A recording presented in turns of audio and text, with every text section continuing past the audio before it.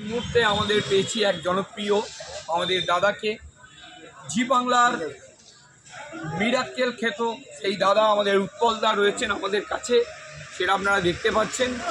আমরা আজ খুব আনন্দিত যে আমরা আজকে আমাদের জনপ্রিয় এক দাদাকে আমরা কাছে পেয়েছি।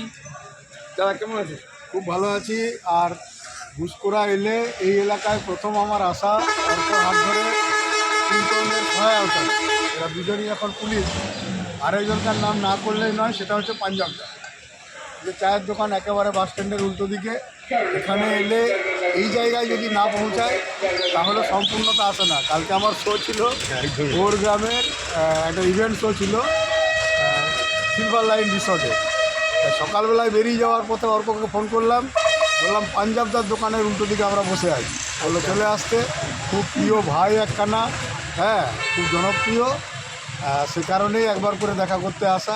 আপনারাও মিরাক্কেল দেখতে থাকবেন এবং দাদা মিরাক্কেলের, জি বাংলার মিরাক্কেল খেত এই দাদা আমাদের সামনে, উৎপলদা, বাড়ি বাঁকুড়া, আপনারা দেখতেই পাচ্ছেন।